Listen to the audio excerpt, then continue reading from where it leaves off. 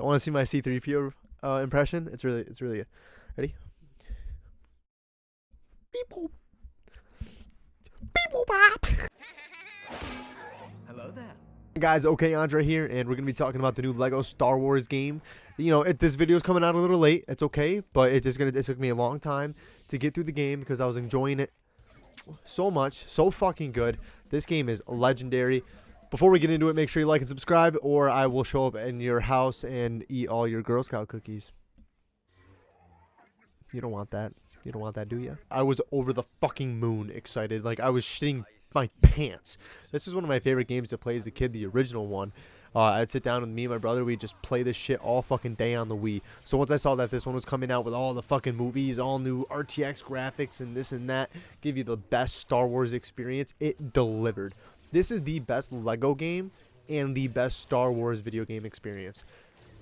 Fuck the Fallen Order. This is better than that game. Call me a goddamn criminal. I had more fun. I mean, they literally just throw content at you during this game.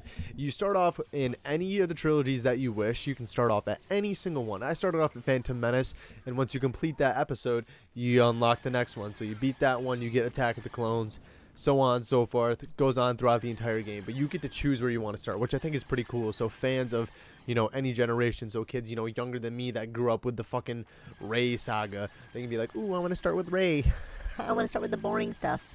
They take a good chunk of time to complete too. They're like about 2 hours it took me on average to complete each episode, and there's fucking 9 of them. All right, so you know, average out to 18 hours of gameplay for $60. You get more than that. I got fucking 18 times more out of that than COD Vanguard. And something they expanded on in this game is all the fucking worlds that you can travel to and all the main big hubs in all these worlds. Like when I first went and met baby Anakin sitting in his little fucking Tatooine hut, and I saw how big this fucking town was, I was so goddamn overwhelmed with everybody to talk to, side quests to engage in, all these bricks lying around, all these secrets, all these hidden things, all these characters to unlock. There is just an infinite amount of content. They took anything and everything Star Wars and said, whew, and it is pretty overwhelming at first. I was like, I gotta get the fuck off this planet or I'm gonna explode. Like, I need to get to the next mission. But that you can also play the game that way. The game is meant to be played as you wish. You can run around and do every single fucking thing, or you can go back and do it when you're done. Most of the time I was going from mission to mission to mission to mission, and the game doesn't stop you from doing that. You can literally just book it to that next mission, start it up, and get through the saga as fast as you want. And those motherfuckers at the Lego company gotta give themselves a goddamn high five, a pat on the back if you will, a little smoochy on the tushy, because they have been slaying lately. I mean, let's talk about the Lego movies. First off, and then we got this, and then you get the Lego show with Will Arnett.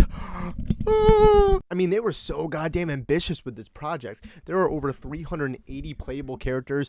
I'm gonna guess there's at least 20 worlds you can travel to. All beautiful. That was the best part of the game, the visuals. I can't lie.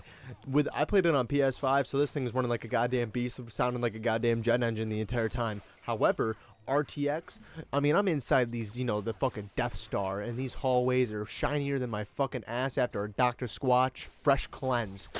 There were big upgrades to the gameplay too. The fucking lightsaber battles and the melee fights, they got all these combos so you can fucking smack people, lift them up in the air and smack. It was like playing God of War in Lego. But it does get pretty stale the further you get on into the game. Especially if you're the second player. Oh my god, there's gonna be some footage behind me of the second person. You always get the dog shit character. I'm sorry, but like the player 1 always gets the lightsaber, player 2 gets a gun, or you're a robot.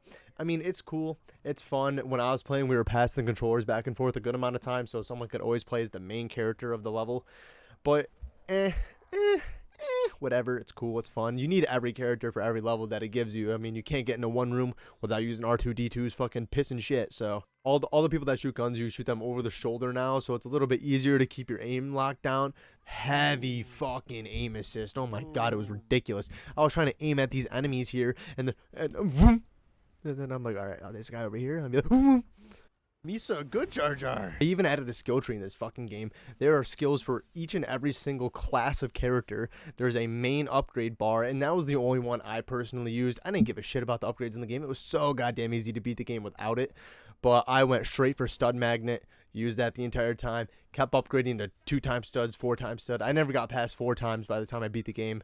but stud magnet and 2 times, 4 times, anything times studs is how I play the game, and I loved every second of it. I never felt at a disadvantage for not having specific upgrades. You can beat the game without even touching that goddamn screen. I mean, I praise the ever-living shit out of this game. I loved it so much, but it's just like every Lego game. It runs into that wall eventually. About halfway through, it was recycling a bunch of different fucking puzzles.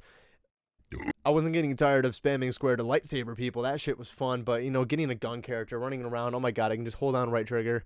Bing, bing, bing, bing, bing, bing, bing. Everything would die. It got a little boring, especially at the fucking final Saga. And don't talk crap about me.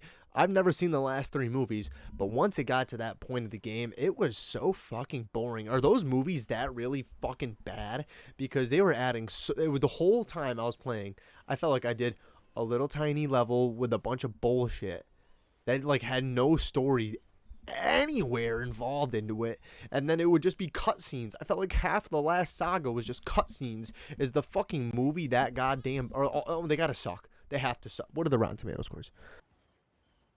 Ugh. These are fucking bad. Rotten Tomatoes is also never wrong, so sit down, Keyboard Warrior 33. Shut the fuck up. And the meat of the game is the fucking fun stuff, man. It is just a good Star Wars experience. It just brings exactly what you saw on the screen as a kid to life. Throw your other favorite thing as a kid, Legos, smack dab in the middle, and boom. It's just a recipe for fucking fun.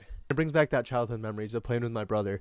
When he sat down on the fucking floor in our living room, PS5 hooked up, playing together. It felt like I was a fucking child again. There's nothing left to do but to throw this puppy on the official OK Andre 2022 Wacky Bonanza video game tier list. Star Wars, the Skywalker, Legos, I don't know the name of the game. It's an A tier though. This was a good ass game. It ain't up there with old Elden Ring. No, I think we got a keeper up there. That ain't getting touched. But hey man, A tier is real fucking solid. It was a $60 game that delivered $60 worth of content. It is 2022. Did you ever think I'd say that again?